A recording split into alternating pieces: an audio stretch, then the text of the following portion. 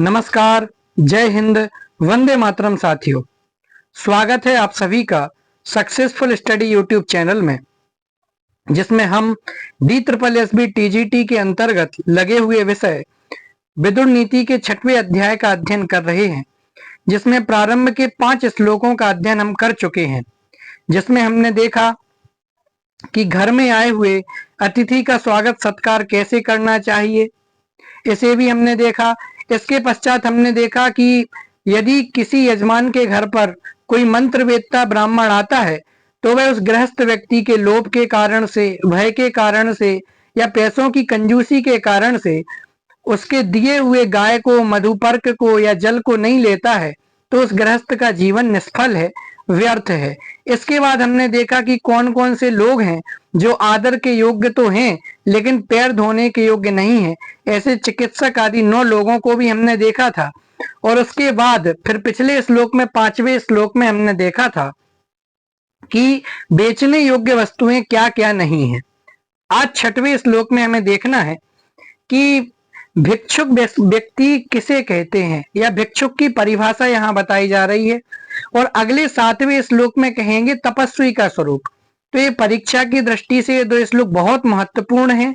इनमें से किसी भी शब्द को दिया जा सकता है कि गत संधि विग्रह एक इसका लक्षण है, प्रिया प्रिय त्यज उदासीनवत एक इसका लक्षण है। तो इन सबको आपको याद रखना होगा। चलिए देखते हैं। अरोसणो यह समलोष्टास्म कांचनः प्रहीण शोको गत संधि विग्रह निंदा प्रशंसो परतः प्रिया प्रिय त्यजन उदासीन वदेश भिक्षुकः। क्या कहते हैं? एस भिक्षुकः। क्या इधर देखिए लास्ट लाइन में त्यजंत, इसका संधि विच्छेद क्या निकलेगा? त्यजत प्लस उदासीनवत, त्यजत प्लस उदासीनवत और प्लस एसहा। ठीक है ना? त्यजत उदासीनवत प्लस एसहा भिक्षुकः। तो एस भिक्षुकः माने यही भिक्षुक है, या यहाँ उसके अनुसार कि वही भिक्षुक है, कि वही भिक्षुक है। कौन? तो अब देखिए इसके लक्षण बताते हैं भिक्षुक के।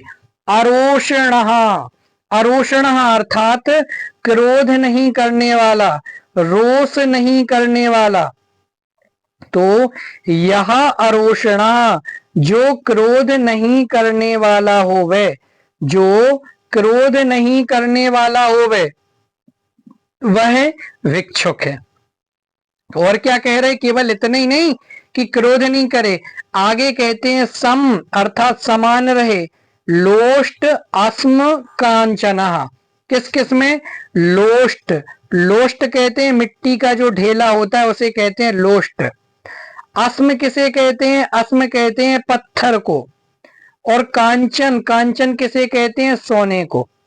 तो इसमें जो समान रहे, किस किस में?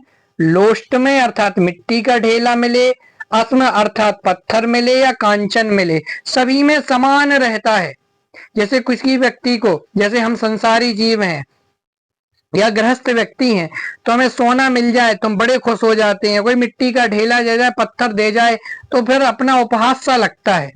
लेकिन यहाँ कह रहे हैं कांचनः कि माने जो भिक्षुक है ना, वह कांचन अर्थात सोने को भी समान समझे, पत्थर को भी वैसे ही समझे, और लोष्ट अर्थात मिट्टी के ढेले को भी वैसे ही समझे। अर्थात उसके जीवन में इनकी कोई महत्ता नहीं है, इन सबको वो माटी के मोल ही समझता है। तो यह अरोषणः अर्थात जो क्रोध करने वाला नहीं हो, समलोष्ट अस्म कांचनः जो लोष्ट अर्थात मिट्टी के ढेले में, अस्म अर्थात पत्थर में और कांचन अर्थात सोने में, सम अर्थात समान रहता होवे, अर्थात इनको एक जैसा समझता होवे। और कहते हैं प्रहीण शोकः जिसका शोक अच्छे तरीके से हीन हो गया है या जो शोक से रहित हो गया है। प्रहीण शोक अर्थात क्या? कि जो शोक से रहित हो गया है उसे कहते हैं प्रहीण शोक। तो 3 लक्षण हो गए भिक्षुक पुरुष के। अरोषण अर्थात क्रोध नहीं करने वाला, समलोष्टाश्म कांचन अर्थात मिट्टी के ढेले, पत्थर और सोने को एक समान समझने वाला, और प्रहीण शोकः अर्थात शोक से रहित जो होवे। अब चौथा लक्षण, गत संधि विग्रह। गत अर्थात बीत गया है या जो इससे उठ गया है, जो पार हो चुका है, किससे? संधि और विग्रह से जो पार हो चुका है। संधि किसे कहते हैं आपको पता है? मेल को। तो दो राजाओं का मेल होना, यहाँ ग्रामर वाले संधि की बात नहीं है। यहाँ संधि का अर्थ क्या है कि राजनीति में जो राजा की संधि, विग्रह, यान, आसन इत्यादि बताए गए हैं, तो संधि अर्थात मेल होना। किसका? दो राजाओं का मेल होना। किसका? दो राजाओं का मेल होना संधि है। और विग्रह अर्थात क्या होता है? फूट डालना, या दो राजाओं के बीच में फूट डालना या अपने शत्रुओं का अपकार करना, बुरा करना, वो विग्रह कहलाता है। तो संधि और विग्रह से भी जो पार हो चुका है, माने शत्रु मित्र जिसकी दृष्टि में समान हो गए हैं। और निंदा प्रशंसा उपरतः, कि जो निंदा से और प्रशंसा से उपरतः माने ऊपर उठ गया हो गए, माने जिसकी दृष्टि में निंदा प्रशंसा भी कोई मतलब नहीं है। चाहे कोई निंदा करे, चाहे कोई प्रशंसा करे, उसे कोई फर्क नहीं पड़ता। तो जो निंदा और प्रशंसा से भी ऊपर उठ गया होवे। और क्या कह रहे? प्रिया प्रिय, संधि विच्छेद क्या होगा? प्रिय प्लस अप्रिय, प्रिय प्लस अप्रिय, वो क्या कहलाएगा? प्रिया प्रिय। तो प्रिय और अप्रिय में जो अच्छा लगता है वो प्रिय, जो बुरा लगता है वो अप्रिय, या यूं कहें कि जो पसंद होवे वो प्रिय और जो पसंद नहीं होवे वो अप्रिय। तो ऐसे प्रिय और अप्रिय में, प्रिय और अप्रिय वस्तुओं का जो त्यजत त्याग करता हुआ, उनमें उदासीनवत, उदासीन व्यक्ति के समान रहता है। माने हमें क्या फर्क नहीं पड़ता, कुछ भी हो जाए, कोई हमारी निंदा कर दे, कोई प्रशंसा कर दे, चाहे कोई अच्छी वस्तु दे दे, चाहे कोई बुरी वस्तु दे देवे, सबका त्याग कर देवे और उदासीन व्यक्ति के समान जो रहता है, एस भिक्षुकः, वही भिक्षुक कहलाता है। ये भिक्षुक व्यक्ति की परिभाषा दी। कितने विशेषण बता दिए कि यह अर्थात जो, एक एक शब्द से देखते हैं। यह अर्थात जो, अरोषण अर्थात क्रोध नहीं करने वाला, ये पहला विशेषण। समलोष्टास्म कांचन, मिट्टी के ढेले को, पत्थर को और सोने को एक समान समझने वाला। तीसरा, प्रहीण शोक अर्थात शोक से रहित हो। चौथा, गत संधि विग्रह, संधि और विग्रह से भी जो रहित हो। निंदा प्रशंसो परतः, निंदा और प्रशंसा से जो ऊपर उठ गया हो।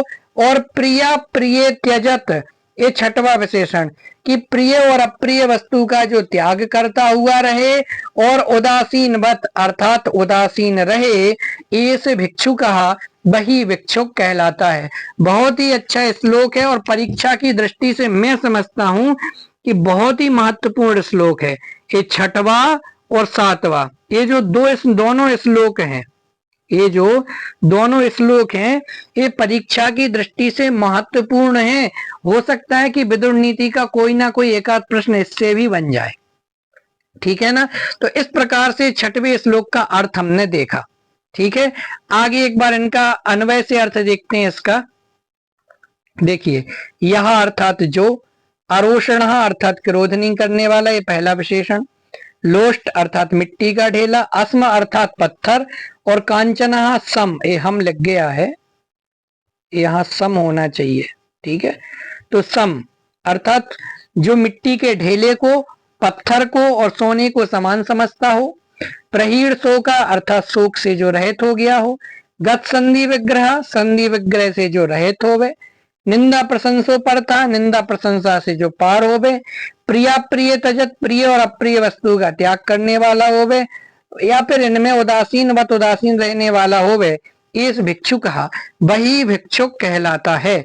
इस प्रकार से 7 विशेषण भिक्षुक के दिए गए। कुछ महत्वपूर्ण शब्दार्थ, अरोषण क्रोध नहीं करने वाला, लोष्ट अर्थात मिट्टी का ढेला, अस्म अर्थात पत्थर, कांचना अर्थात सोना, प्रहीण शोका अर्थात शोक नहीं करने वाला, गत संधि विग्रह अर्थात संधि व विग्रह से रहित, निंदा प्रशंसोपरता अर्थात निंदा व प्रशंसा से शून्य।